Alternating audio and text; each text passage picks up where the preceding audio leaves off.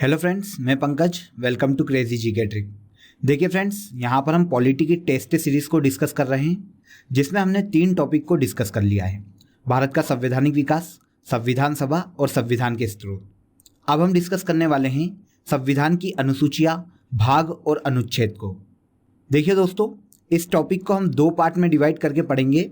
पहले पार्ट में हम संविधान की अनुसूचियों को डिस्कस करेंगे और दूसरे पार्ट में संविधान के भाग और अनुच्छेद को डिस्कस करेंगे। तो चलिए, सबसे पहले हम संविधान की अनुसूचियों से रिलेटेड जितने भी क्वेश्चन एग्जाम में पूछे जाते हैं उन पर डिस्कस कर लेते हैं। सबसे पहला क्वेश्चन देखिए, वर्तमान में भारतीय संविधान में कुल कितनी अनुसूचियां हैं? तो देखिए, अगर हम भारतीय संविधान की बात करें तो भारत के संविधान में वर्तमान में 12 अनुसूचियां हैं। इसके अलावा भारत का संविधान 22 भाग और 395 आर्टिकल में डिवाइड है। क्लियर?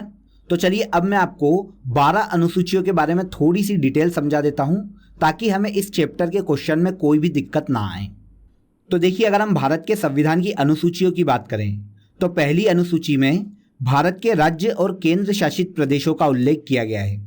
देखिए, अगर कोई भी भारत के संविधान को स्टडी करे तो सबसे पहली अनुसूची में उसको भारत के बारे में पता चले कि भारत में कितने राज्य हैं और कितने केंद्र शासित प्रदेश हैं। तो इसीलिए भारत के संविधान की पहली अनुसूची में भारत के राज्य और केंद्र शासित प्रदेशों का उल्लेख किया गया है। अब देखिए, क्वेश्चन कभी ऐसा भी पूछा जा सकता है कि अगर भारत में कोई भी नया राज्य गठित किया जाता है या 2 राज्यों को मर्ज किया जाता है तो संविधान की कौन सी अनुसूची को चेंज किया जाएगा? तो याद रखिएगा, संविधान की पहली अनुसूची में बदलाव होगा अगर भारत में कोई भी नया राज्य जुड़ता है या नया केंद्र शासित प्रदेश बनता है। इसके अलावा देखिए, भारत की दूसरी अनुसूची में भारत के जो उच्च संवैधानिक पद हैं उनके वेतन और भत्तों का उल्लेख किया गया है। आप यहाँ पर भत्तों को छोड़ दीजिए, केवल वेतन को याद रखिए। तो भारत के जितने भी उच्च संवैधानिक पद हैं, राष्ट्रपति, उपराष्ट्रपति, ऐसे जितने भी उच्च संवैधानिक पद हैं, उनके वेतन और भत्तों का उल्लेख संविधान की दूसरी अनुसूची में किया गया है। और इसके बाद जो तीसरी अनुसूची है उसमें इन सभी उच्च संवैधानिक पदों की शपथ के बारे में उल्लेख किया गया है कि भारत में कौन सा उच्च संवैधानिक पद का व्यक्ति भारत के किस व्यक्ति के सामने अपनी शपथ लेगा। तो इस प्रकार शपथ का उल्लेख संविधान की तीसरी अनुसूची में देखने को मिलता है। अब देखिए, अगर आपको यहाँ पर डिफिकल्टी हो रही हो तो मैं आपको शॉर्ट ट्रिक बता देता हूँ। देखिए, भारत की पहली अनुसूची में राज्य और केंद्र शासित प्रदेशों का उल्लेख किया गया है। सबसे पहले आपको बता दिया गया कि भारत में राज्य और केंद्र शासित प्रदेश कैसे हैं। क्लियर? अब उनमें व्यक्तियों को अपॉइंट करना है। तो सबसे पहले आप किसी भी व्यक्ति को जब अपॉइंट करोगे तो उससे वेतन की बात करोगे। तो दूसरी अनुसूची में वेतन का उल्लेख देखने को मिलता है। और जब सभी व्यक्ति अपने वेतन को लेकर श्योर हो जाएंगे तो फिर अपने पद को ग्रहण कर लेंगे, और पद को ग्रहण करने के लिए उन्हें अपने पद की शपथ लेनी पड़ेगी। तो तीसरी अनुसूची में शपथ का उल्लेख देखने को मिलता है। अब जब शपथ ले लेंगे तो उनको बैठने के लिए एक सीट की जरूरत पड़ेगी। तो यहाँ पर चौथी अनुसूची में आ जाती है सीट। अब यहाँ पर सीट से आप समझ जाओगे कि चौथी अनुसूची में राज्यसभा में सीटों का आवंटन किया गया है। क्लियर? तो यहाँ पर 4 अनुसूची आपको बहुत ही आसानी से याद हो गई होगी। देखिए, इसके पहले भी हमने अनुसूचियों पर एक वीडियो बनाया था और वहाँ पर पोएम फॉर्म में बहुत ही सिंपल शॉर्ट ट्रिक से आपको इन सभी अनुसूचियों के बारे में बताया था।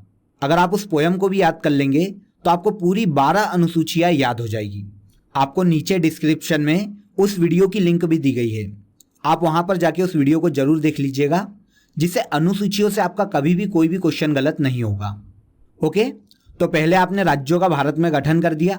अब इन राज्यों को चलाने के लिए जब आपको व्यक्तियों की जरूरत लगी तो आपने उनसे वेतन की बात कर ली, और जब उनका वेतन डन हो गया तो आपने उनको उनके पद की शपथ दिलवा दी। जब उन्होंने शपथ ले ली तो फिर शपथ लेने के बाद वो अपनी सीट पर बैठे, मतलब राज्यसभा में सीटों का आवंटन संविधान की चौथी अनुसूची में देखने को मिलता है। आगे देखिए, संविधान की 5वीं अनुसूची में भारत के जो राज्य हैं उनके अनुसूचित जाति और जनजाति क्षेत्रों का प्रशासन और नियंत्रण का उपबंध किया गया है। क्लियर? तो देखिए, यहाँ पर अनुसूचित जाति मतलब SC और अनुसूचित जनजाति मतलब ST, दोनों के ही क्षेत्रों के प्रशासन और नियंत्रण का प्रावधान किया गया है। इसके अलावा अगर हम 6ठी अनुसूची की बात करें तो भारत के संविधान की 6ठी अनुसूची में पूर्वोत्तर के 4 भारतीय राज्यों के जनजातीय क्षेत्रों का प्रशासन दिया गया है। और वो 4 भारतीय राज्य कौन कौन से हैं? तो असम, मेघालय, त्रिपुरा और मिजोरम। अब इनको याद करने की एक शॉर्ट ट्रिक मैं आपको बता देता हूं। आप एटीएम के स्क्वायर को याद रख लीजिए। अब देखिए एटीएम के स्क्वायर को आप याद रखेंगे तो ए से हो जाएगा असम, टी से हो जाएगा त्रिपुरा और एम से हो जाएगा मेघालय और स्क्वायर है इसीलिए मिजोरम। क्लियर। अब देखिए आपके दिमाग में क्वेश्चन आ रहा होगा कि सर मणिपुर भी तो हो सकता था। अब अगर इस शॉर्ट ट्रिक को याद करके जाएंगे तो हो सकता है हम मणिपुर को लगा दें, क्योंकि देखिए ऐसा क्वेश्चन जब भी पूछा जाता है तो ऑप्शन में मणिपुर जरूर दिया जाता है ताकि आप कंफ्यूज हो। तो देखिए यहां पर भी मैं आपको एक शॉर्ट ट्रिक बता देता हूं। आप एम स्क्वायर से मे को याद रखिए। मे और इंग्लिश में इसे कहा जाता है मी। तो मे और मी इन दोनों ही शॉर्ट ट्रिक को आप याद रख लीजिए। तो मे से हो जाएगा मेघालय और मी से हो जाएगा मिजोरम। तो मणिपुर उस ऑप्शन में फिर कभी भी नहीं आएगा और आप हमेशा ये क्वेश्चन सही करके आओगे। क्लियर। तो छठवीं अनुसूची में असम, मेघालय, त्रिपुरा और मिजोरम के जनजातीय क्षेत्रों का प्रशासन दिया गया है। इसके अलावा देखिए संविधान की 7वीं अनुसूची की अगर हम बात करें तो इसमें 3 सूचियां दी गई है, संघ सूची, राज्य सूची और संवर्ती सूची। देखिए संघ सूची के विषय वो जिस पर केंद्र सरकार कानून बनाती है, राज्य इस पर कानून नहीं बना सकता। राज्य सूची के विषय वो जिस पर राज्य कानून बनाता है, केंद्र उस पर कानून नहीं बना सकता। और संवर्ती सूची के विषय वो विषय जिस पर दोनों कानून बना सकते हैं, केंद्र भी और राज्य भी। लेकिन अगर कोई भी विवाद उत्पन्न होता है तो केंद्र का कानून अंतिम रूप से मान्य किया जाएगा। ओके। तो इस प्रकार संविधान की 7वीं अनुसूची में संघ सूची, राज्य सूची और संवर्ती सूची का उल्लेख किया गया है। अब देखिए क्या होता है, यूपी पीसीएस की एग्जाम में इनके अंतर्गत दिए गए विषयों के बारे में भी पूछ लिया जाता है। अब देखिए बहुत सारे विषय हैं। अगर हम वर्तमान में संघ सूची के विषय देखें तो यहाँ पर 100 विषय हैं, राज्य सूची में 61 विषय हैं और संवर्ती सूची में लगभग 52 विषय हैं। तो देखिए एक एक विषय को हम यहाँ पर याद नहीं कर सकते, इसीलिए जब आप इससे रिलेटेड क्वेश्चन देखेंगे तो आप ऑप्शन से ही ऐसे क्वेश्चन को सॉल्व कर लेंगे। जब मैं आपको क्वेश्चन बताऊंगा इससे रिलेटेड तो वहां पर हम इसको डिस्कस करेंगे। आगे देखिए 8वीं अनुसूची की बात करें तो 8वीं अनुसूची में संविधान में भाषाओं का उल्लेख किया गया है। भारत में 22 भाषाओं को संवैधानिक मान्यता दी गई है। जो मूल संविधान था उसमें 14 भाषाएं शामिल थी, क्योंकि भाषा के आधार पर 14 राज्यों का गठन किया गया था, इसीलिए संविधान में 14 भाषाएं शामिल थी। लेकिन देखिए वर्तमान में 22 भाषाएं संविधान में शामिल है और वो किस अनुसूची में दी गई है तो याद रखिएगा 8वीं अनुसूची में दी गई है। तो देखिए ये जो 8 अनुसूची थी वो मूल संविधान में शामिल थी, वो मूल संविधान जो कि 26 जनवरी 1950 को लागू किया गया था। लेकिन देखिए वर्तमान में भारत के संविधान में कितनी अनुसूचियां हैं तो 12 हैं। अब बाकी की 4 कब कब जोड़ी गई हैं हम उन पर डिस्कस कर लेते हैं। तो देखिए दोस्तों 9वीं अनुसूची जोड़ी गई थी। पहला संविधान संशोधन किया गया था 1951 में और 1951 में पहले ही संविधान संशोधन में 9वीं अनुसूची को संविधान में जोड़ दिया गया था। जमींदारी उन्मूलन के लिए राज्य भूमि सुधार अधिनियमों को संवैधानिक सुरक्षा प्रदान करने के लिए 9वीं अनुसूची को संविधान में जोड़ा गया था और यह पहले संविधान संशोधन 1951 में जोड़ी गई थी। इसके बाद देखिए 10वीं अनुसूची को जोड़ा गया था 52वें संविधान संशोधन के तहत, जो कि 1985 में किया गया था और इसके तहत दल बदल के लिए एक कानून बना दिया गया। देखिए 1984 में इंदिरा गांधी की मृत्यु के बाद जब 1985 में राजीव गांधी की सरकार आई तो बहुत राजनीतिक उथल पुथल मची हुई थी और बहुत सारे जो पार्टी के लोग थे वो अपने अपने दल छोड़कर दूसरे दलों में जाने का सोच रहे थे। इसीलिए 52वां संविधान संशोधन 1985 में किया गया और दल बदल के खिलाफ एक कानून लाया गया कि अब कोई भी व्यक्ति जीतने के बाद दूसरी पार्टी में शामिल नहीं हो सकता है पर कुछ शर्तों के साथ। ओके। तो ये थी 10वीं अनुसूची जो कि 52वें संविधान संशोधन के तहत शामिल की गई थी। इसे याद रखिएगा, ये वेरी आईएमपी है, बहुत ज़्यादा एग्जामों में पूछी जाती है कि दल बदल विरोधी अनुसूची कौन सी अनुसूची है तो 10वीं अनुसूची है। इसके बाद देखिए 11वीं अनुसूची लाई गई थी 73वां संविधान संशोधन 1992 के तहत, जिसके तहत भारत के संविधान की 11वीं अनुसूची में पंचायती राज को शामिल कर लिया गया था और इसे 29 विषय घोषित कर दिए गए जिस पे पंचायत कानून बना सकती है या पंचायत अपने निर्णय खुद ले सकती है। तो याद रखिएगा इसे भी कि पंचायती राज के अंतर्गत कितने विषय शामिल है तो 29। देखिए इसके जस्ट बाद 12वीं अनुसूची लाई गई थी 74वां संविधान संशोधन 1992 के तहत, और इस अनुसूची में नगर पालिकाओं को शामिल कर दिया गया था और इसे 18 विषय घोषित कर दिए गए जिस पर नगर पालिकाएं अपने निर्णय स्वयं ले सकती है। ओके, तो इस प्रकार वर्तमान में संविधान में कुल कितनी अनुसूचियां हैं? 12 अनुसूचियां। आई होप आपको सभी अनुसूचियां समझ में आ गई होगी। देखिए अगर आप इस टॉपिक को डिटेल में पढ़ना चाहते हैं तो इसकी एक ऑडियो क्लिप मैंने बना रखी है जिसकी लिंक आपको नीचे डिस्क्रिप्शन में दी गई है। आप उस ऑडियो को जाके सुन लीजिए, तो इस टॉपिक से रिलेटेड जितने भी आपके डाउट हैं वो सभी वहां पर आपके क्लियर हो जाएंगे। ओके, चलते हैं हम क्वेश्चन पर। तो देखिए वर्तमान में भारतीय संविधान में कुल कितनी अनुसूचियां हैं? तो बहुत ही आसानी से आपको पता चल गया होगा, वर्तमान में भारत के संविधान में 12 अनुसूचियां हैं। तो आंसर हो जाएगा आंसर सी। नेक्स्ट क्वेश्चन देखिए, भारतीय संविधान की 6ठी अनुसूची के प्रावधान निम्नलिखित में से किस राज्य में लागू होते हैं? तो देखिए अभी हमने इस पर डिस्कस किया है और एक शॉर्ट ट्रिक मैंने आपको यहां पर बताई है, और वो शॉर्ट ट्रिक कौन सी है? ATM का स्क्वायर। अब देखिए ATM के स्क्वायर से 4 राज्यों के नाम 6ठी अनुसूची में आपको पता चल जाएंगे। ए से हो जाएगा असम, टी से हो जाएगा त्रिपुरा, और एम के स्क्वायर से भी मैंने आपको शॉर्ट ट्रिक बताई है, मी या फिर मे।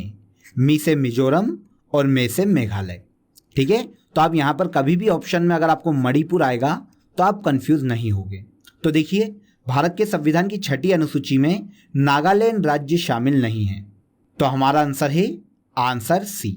अगला क्वेश्चन देखिए दोस्तों, भारत के संविधान की 11वीं अनुसूची में कितने विषय हैं? तो देखिए भारत के संविधान की जो 11वीं अनुसूची है वो पंचायती राज से संबंधित है।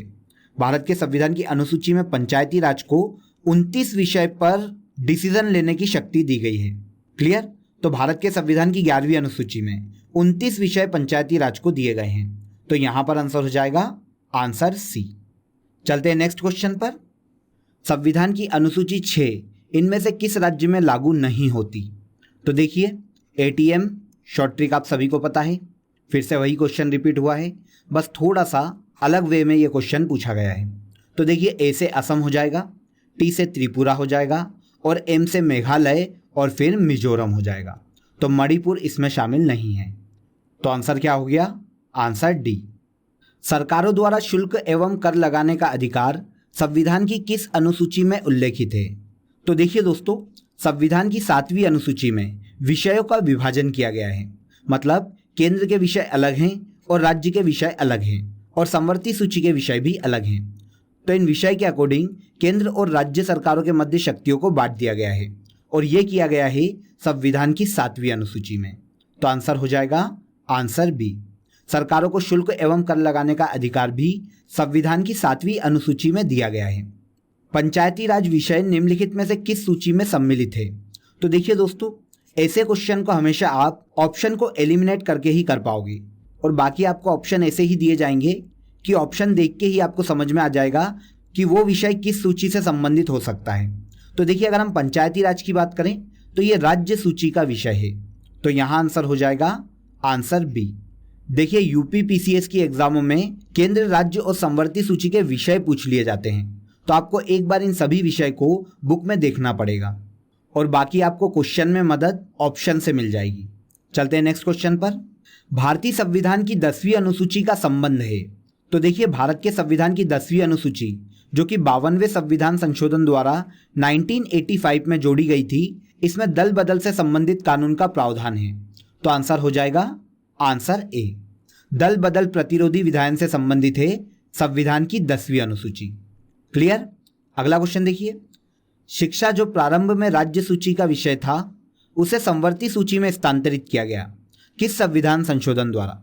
तो देखिए दोस्तों, पहले शिक्षा जो थी वो राज्य सूची का विषय थी। 42वां संविधान संशोधन किया गया था 1976 में, जिसे मिनी कॉन्स्टिट्यूशन के नाम से जाना जाता है। इस संविधान संशोधन में शिक्षा को राज्य सूची से हटाकर समवर्ती सूची में शामिल कर दिया गया, तो आंसर आपको मिल गया आंसर सी। 42वें संविधान संशोधन द्वारा राज्य सूची के विषय से हटाकर शिक्षा को समवर्ती सूची में शामिल कर दिया गया था। नेक्स्ट क्वेश्चन है, आर्थिक नियोजन भारतीय संविधान की किस सूची में सम्मिलित है? तो देखिए आर्थिक नियोजन संविधान की समवर्ती सूची में शामिल है। समवर्ती सूची के विषय पर केंद्र और राज्य दोनों कानून बना सकते हैं, लेकिन अगर किसी भी प्रकार का विवाद होता है तो केंद्र का कानून ही मान्य माना जाएगा। ओके, तो आर्थिक नियोजन समवर्ती सूची का विषय है। आर्थिक नियोजन के आधार पर ही केंद्र सरकार द्वारा योजना आयोग का गठन किया गया था। तो आंसर हो जाएगा आंसर सी। राज्य भूमि सुधार अधिनियमों को संवैधानिक सुरक्षा प्रदान करने हेतु सम्मिलित किया गया है। तो देखिए, भारत में जमींदारी उन्मूलन के लिए राज्य भूमि सुधार कानून को संविधान की 9वीं अनुसूची में शामिल किया गया था, और यह जो अनुसूची है संविधान में पहले संविधान संशोधन के द्वारा जोड़ी गई थी, जो कि 1951 में हुआ था। तो आंसर हो जाएगा आंसर बी। राज्य भूमि सुधार अधिनियम संविधान की 9वीं अनुसूची में शामिल है। क्लियर। अगला क्वेश्चन देखिए, किस प्रधानमंत्री के कार्यकाल के दौरान भारत के संविधान में 9वीं अनुसूची को पुनः स्थापित किया गया था? तो बहुत ही सिंपल क्वेश्चन। अगर आपको यह पता होगा कि भारत में पहला संविधान संशोधन कब हुआ था, तो आप इस क्वेश्चन का आंसर आसानी से लगा पाओगे। देखिए, भारत का पहला संविधान संशोधन 1951 में किया गया था, और इस वक्त भारत के प्रधानमंत्री जवाहरलाल नेहरू थे। तो आंसर हो जाएगा आंसर ए। संविधान की 9वीं अनुसूची यह पहले संविधान संशोधन 1951 में जोड़ी गई है। इस वक्त भारत के प्रधानमंत्री जवाहरलाल नेहरू थे। भारत के संविधान की 4थी अनुसूची विवेचित करती है। तो देखिए, भारत के संविधान की 4थी अनुसूची में राज्यों को राज्यसभा में सीटों का आवंटन किया गया है। तो आंसर है आंसर ए। राज्यसभा में स्थानों के आवंटन को 4थी अनुसूची में उल्लेखित किया गया है। चलते हैं नेक्स्ट क्वेश्चन पर। भारत के संविधान के अंतर्गत विषय तथा संबंधी सूची के बारे में निम्न युग्मों में से कौन सा सुमेलित नहीं है? तो देखिए, पहले भी मैंने आपको बताया था कि अगर ऐसे क्वेश्चन 7वीं अनुसूची से पूछे जाते हैं तो आपको ऑप्शन को एलिमिनेट करना सीखना पड़ेगा, तभी आप ऐसे क्वेश्चनों को आसानी से हल कर पाओगे।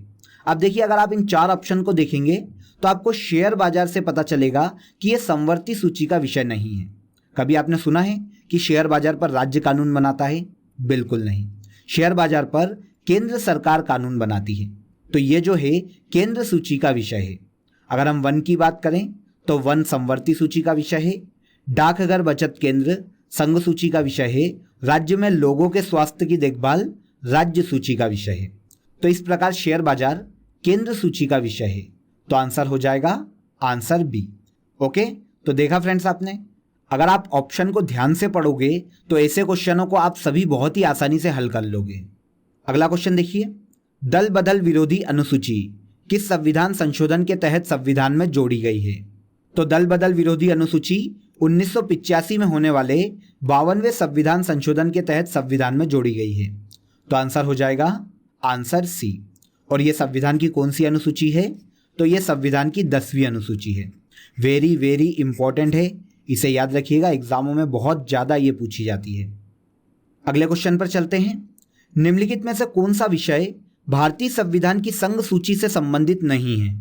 तो देखिए, फिर से आपको यहाँ पर ऑप्शन को ही देखना पड़ेगा।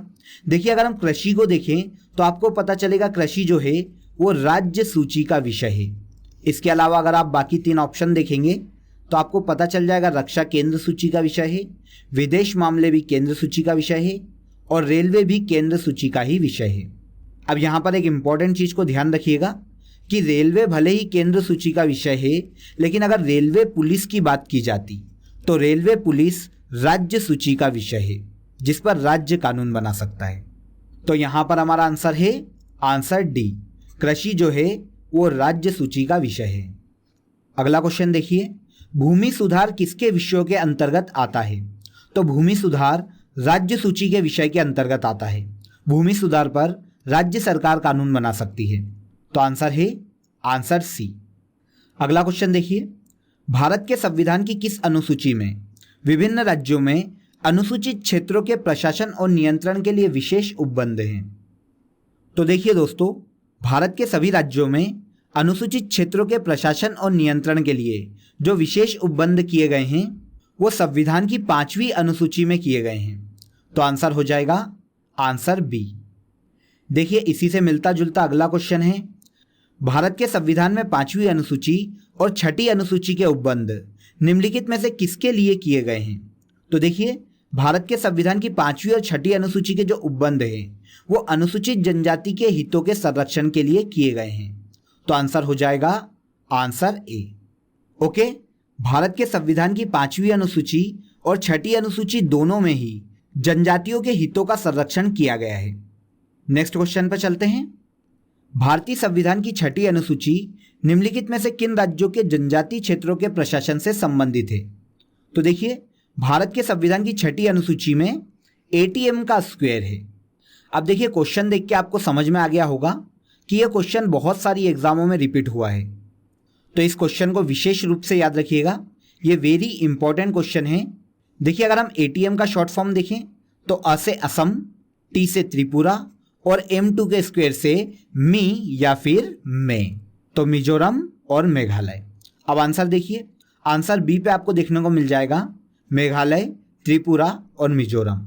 तीनों ऑप्शन यहाँ पर आपको इस एटीएम के अंदर मिल रहे हैं, तो आंसर हो जाएगा आंसर बी। भारत की 6ठी अनुसूची में असम, त्रिपुरा, मिजोरम और मेघालय राज्य का उल्लेख देखने को मिलता है। अगला क्वेश्चन देखिए, निम्नलिखित में से कौन सा सही सुमेलित नहीं है? अब देखिए, अगर आप 4 ऑप्शन देख लेंगे तो आप आसानी से आंसर तक पहुंच जाएंगे। अब देखिए, अगर राज्यसभा में सीटों के बंटवारे की बात करें तो वो क्या द्वितीय अनुसूची में है क्या? नहीं, वो चौथी अनुसूची में है, तो आंसर हो जाएगा आंसर सी।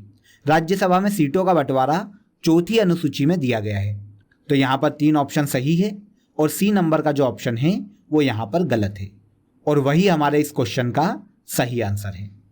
पहले संविधान संशोधन के तहत भारत के संविधान में कौन सी अनुसूची जोड़ी गई? तो भारत के संविधान के पहले संशोधन में 9वीं अनुसूची को संविधान में जोड़ा गया था, जो 1951 में हुआ था, तो आंसर हो जाएगा आंसर बी।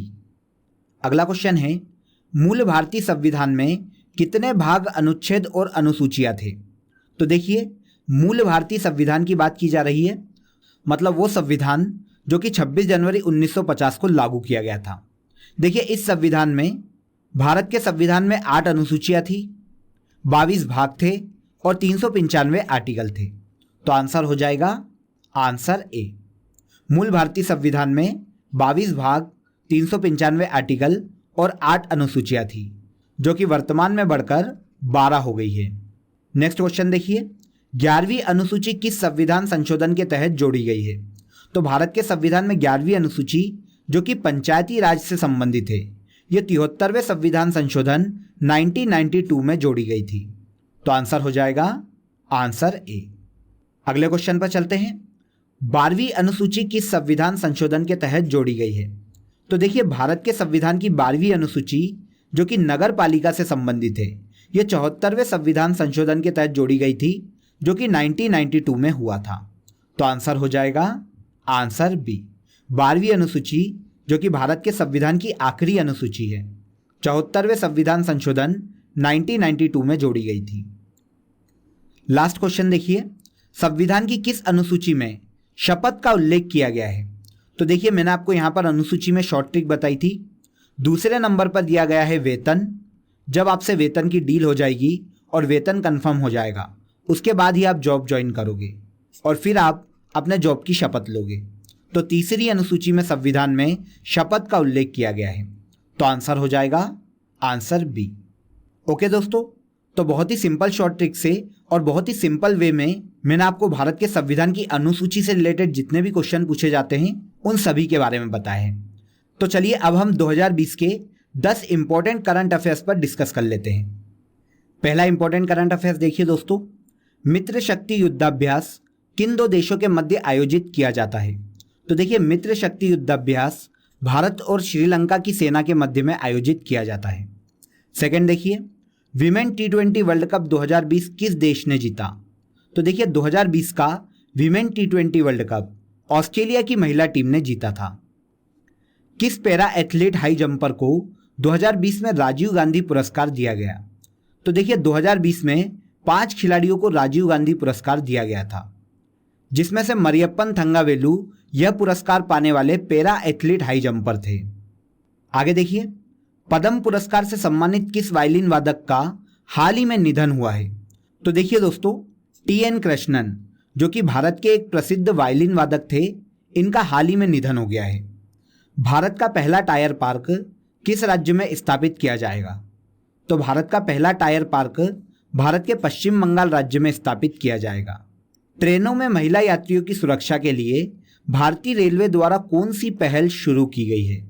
तो देखिए दोस्तों, ट्रेनों में महिला यात्रियों की सुरक्षा के लिए भारतीय रेलवे द्वारा मेरी सहेली कार्यक्रम की शुरुआत की गई है, जो कि ट्रेनों में महिला यात्रियों की सुरक्षा से संबंधित है। अगस्त 2020 में भारत के किस पूर्व उपराष्ट्रपति का निधन हुआ है? तो देखिए, अगस्त 2020 में भारत के 13वें राष्ट्रपति रह चुके प्रणब मुखर्जी का निधन हो गया था। सना मारिन किस देश की सबसे युवा प्रधानमंत्री बनी है? तो सना मारिन विश्व में सबसे युवा प्रधानमंत्री है फिनलैंड देश की। जब ये फिनलैंड की प्रधानमंत्री बनी तब इनकी उम्र मात्र 34 वर्ष थी, जो कि विश्व की सबसे युवा प्रधानमंत्री है। अगला देखिए, overdraft saving the Indian saver किसकी पुस्तक है? तो देखिए, लास्ट टॉपिक में ये क्वेश्चन मैंने आपसे पूछा था। तो overdraft saving the Indian saver Urjit Patel की पुस्तक है, जो कि भारत के पूर्व आरबीआई गवर्नर रह चुके हैं। क्लियर? तो देखिए, आज का आपके लिए क्वेश्चन है कि एक मास्क अनेक जिंदगी योजना किस राज्य सरकार की योजना है? तो यह क्वेश्चन आप कमेंट करके ज़रूर बताइएगा कि एक मास्क अनेक जिंदगी योजना भारत के किस राज्य सरकार की योजना है। ओके, तो फ्रेंड्स, यहाँ पर हमने संविधान की अनुसूचियों को और उनसे रिलेटेड जितने भी क्वेश्चन हमसे एग्जाम में पूछे जाते हैं उन सभी पर हमने डिस्कस किया है।